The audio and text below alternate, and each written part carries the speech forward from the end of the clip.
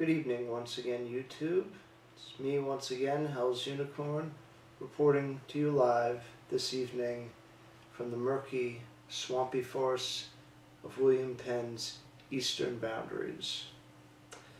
And I would just like to begin this by wishing all of you a happy belated Martin Luther King Day. And I say belated because I'm filming this about half an hour after midnight, out of respect for the dead, because I wanted to take the occasion to get past the mythology surrounding the memory of the man and instead focus on the real man. Now, of course, everybody knows of Martin Luther King Jr., the famed Baptist preacher who took up the cause of civil rights and equal justice for all under the law.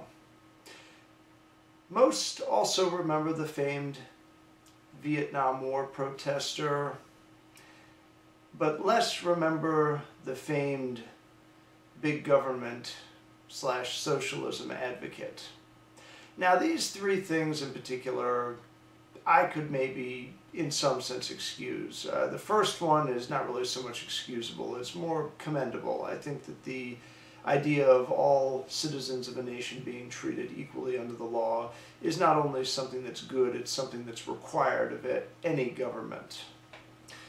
The second part, the whole cause of ending the Vietnam War, that's another thing that I can agree with. I know that some of my audience might have disagreed with him on that, and I probably disagree with him regarding his reasoning for opposing that war because of the third trait of Martin Luther King that I referenced, in this case being Martin Luther King the socialist. Martin Luther King the socialist is something that I could maybe excuse, even though it's something that really doesn't square with classic biblical Christianity, so to speak. But really, the third Martin Luther King Jr. is really the consequence of the fourth Martin Luther King Jr., the one that almost nobody really seems to talk about. You see, Martin Luther King's detractors and his celebrants remember the first three in varying degrees, some of his supporters even forgetting the second and third and just focusing primarily on the first one, which really leaves him with the most flattering image. Meanwhile, his detractors, in addition to playing up the socialist side and the anti-Vietnam War side of his ideology, are also quick to point out his personal improprieties, such as his inability to maintain a faithful relationship with his wife, and also his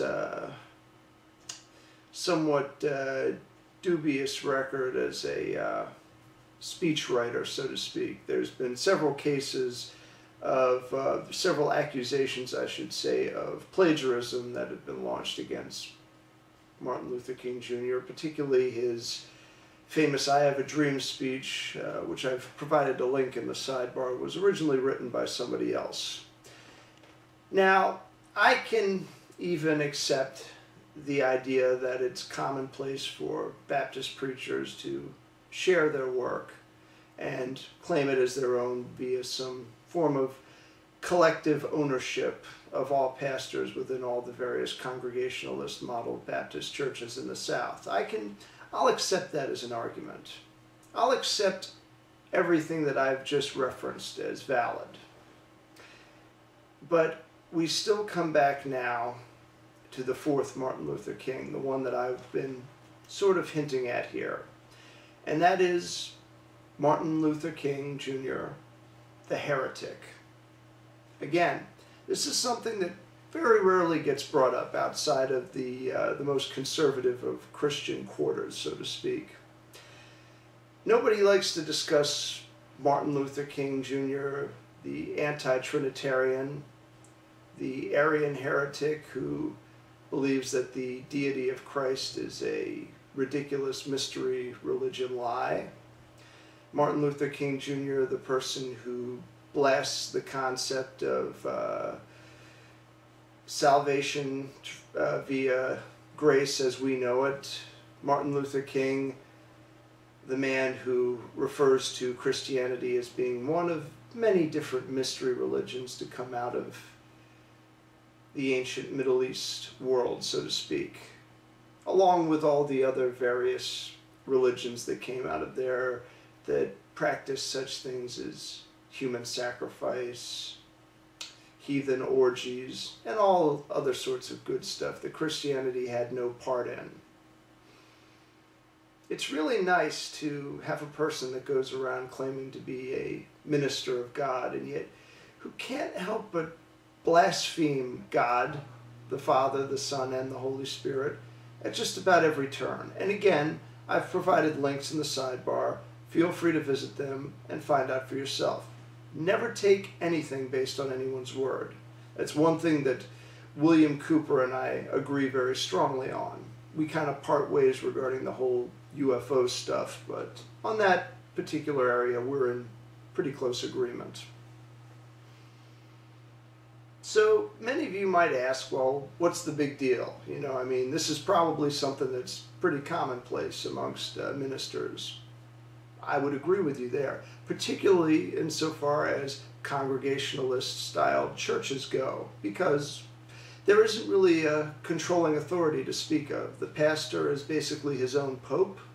He decrees the dogmas, and he runs with them, and the congregation believes it. And that's the problem.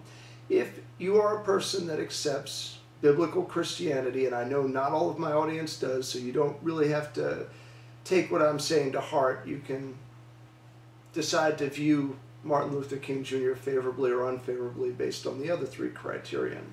But for those of you that are biblical Christians who believe in the idea that grace alone is the only thing that can save our souls, then, well, there's no other way to view Martin Luther King Jr. than in a negative light, because he may well have led many in his congregation and many more outside of his congregation who were influenced by him into perdition. And it's hard to praise a man who claims to be one thing and then embodies the exact opposite, and in a very obvious fashion, I might add, for those of you who care to sift through all of the various stories about his heroship as a civil rights leader and look at what his actual theology was. The man was an Arian, he was a Gnostic, and probably just about everything in between the rationalistic and mystical extremes presented in the two former examples.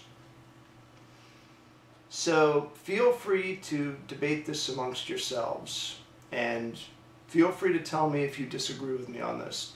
Feel free to tell me if you are of a more Baptist persuasion and if you think that the theology laid out by Martin Luther King Jr., as I've presented and as the links present, if you think that that mode of theology is all right, then please tell me so, and feel free to back up your statements also. But as it stands with me, Martin Luther King Jr. represents something that's all too common, and that is a man who is deified by the history books and yet doesn't really measure up when treated to further scrutiny.